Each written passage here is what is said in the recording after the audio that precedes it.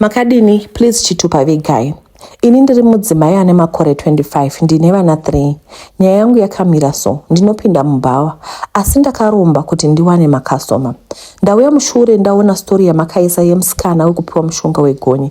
Ini ndinofunga kuti takaenda kun'anga imwe chete, nekuti ndakaendawo kun'anga iri kunzvimbo yakataura. Ndakaendeswa naQueen Mother vedu. Vandinoti Queen Mother ihure hombe rinotidzidzisa mafambiro muchihure. So takaenda kuMozambique sisi tichinotsvaga makwenzi elaki pabasa anokwezva mbinga. Taiva 3 plus Queen Mother vedu. Zvakaitika takasvika panoshandirwa nasekuru ava. Takabiswa hembe dzese. Sekuru vakatanga kutiisa nyora pakati pemakumbo.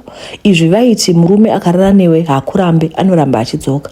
Ndakapiwa powder ine kahuswa zvekuti ndaiti ndikada chinhu kune chikomba ndinoisa powder iyi ine kahuswa pasi perurimi rutaura ndakamutarisa mumaziso. Ndakapiwa zvakare mushonga wandakanzi after gore ndinoisa pasi peshiti ndoita bonde, asi mushonga uyu chingori chimuswe chekiti chakaomeswa. Ndadzoka ndakaita zvese. Mari handiti inotenga chinobatika, ndinongowana yehembe neyekupa Queen Mother vanova vanoita mari nesu. Saka gore rekutanga ndakaisa muswe uyu ndikaita bonde nemurume akamuka akafa. Ndakabva mulaini iroro ndikanogara kune imwe nzvimbo, asi after ndakaita izvozvo mumwe murume akafa. Kusvika vakwana varume 4 vakafira pabhedhi pangu, asi handina mari yandinomboita.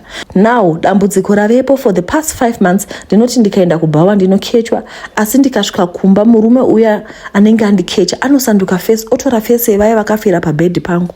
Ndikasaenda kubhawa varume 4 ndakaurayisa vaya vanouya vorara neni usiku kuma4 vachindichinjanisa zvekuti ndinosvuka ende vanenge vachiita kutonhora.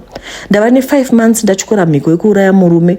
Ndinoti ndikarara kunyangwe masikati ndinobatwa nedzikirira ndoona skeleton ichipinda mumba youya pandakarara, nyama yotanga kumera paskeleton kusvika yatora face yasekuru vakandipa mushonga. Pandinoti patikei ndoona dhori chivharwa kuratidza kuti ndange ndine chinhuzvo sezvandanga ndichirota. Queen Mother vakati itauraya murume, asi hazvichakwanisiki, ndiri kukechwa nechipoko chemurume wandakauraya. By the way, ndiyo nyaya yatatanga kuwana muzuva ranhasi. Nyaya yakauya paweekend asi kungoti takazongobatikana, handina kukwanisa kuzouya ndichikuudza inyaya. Iyi nyaya inotyisa samare nenonda wakutya. Vari makomenzi uyai mutiudze kuti munofungei nenyaya iyi. Uyezve kana muchinyora tsamba vedu isaiwo mafull stop. Vedu ndatambura nekuverenga chishona. Chishona chinondinetsa. Takuenda kunyaya yechipiri, tine nyaya yechitumbu. Nyaya yangu yakadai, ndiri mwanasikana akazvara ari ega pavakomana 4, uyezve ndine gotwe. Baba vakafa zvisina tsarukano ndiri grade 6, asi panguva iyi mai vakagadzwa dare ndichiri kutotondera kuti parufu rwababa pakafa nemakakatwana. Mutumbi wababa ukaramwiwa kumusha kwamai vangu. Nyaya yaive yeuroyi, zvichinzi kumusha kwamai vangu ndiko kwainge kwabva pfumo reuroyi rakauraya baba. So baba vakavigwa, hatina hama yababa yatakazoona zvakare. Amai ndivo vakamira kuti tikure.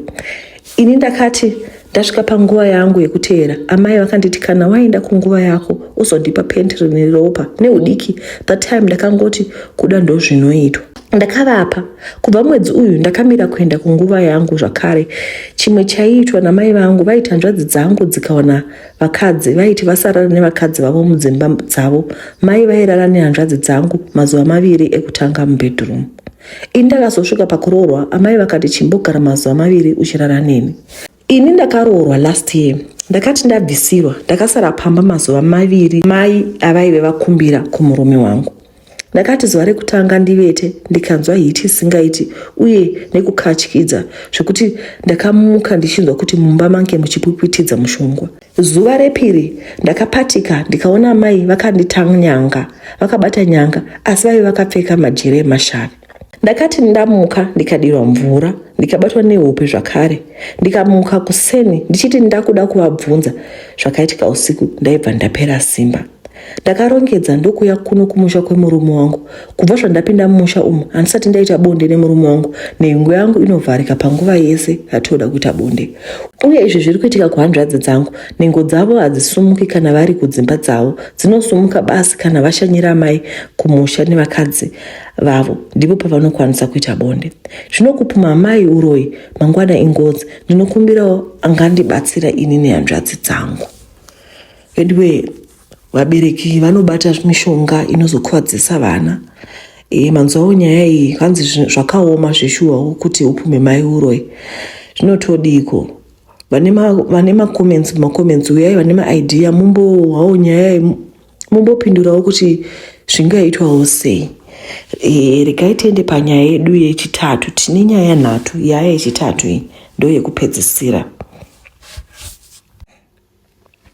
Ndiri musikana ane 34 years, ndakaromba ndiri mhandara uye ndaive ndisati ndamboita mukomana nekuda kwemhiko. Ini ndiri musikana akakura ari quiet, ndisina mafriends, ndaitamba ndega, even masiblings angu ndaisafara kuva nawo.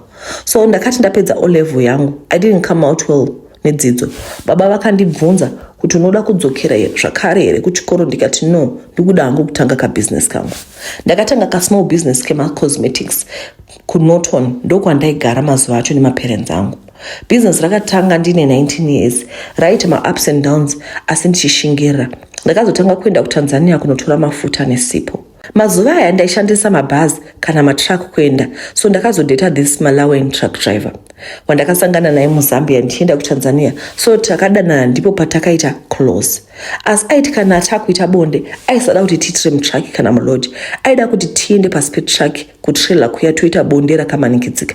Ini by that time handina kumbozvinetsa nazvo, nekuti inini munhu wandaidira mari plus free transport pandinohodha handina kuita basa nazvo. So takazoti one day tichibva kuTanzania ndakabigwa staff rangu mubhutu mubhazi.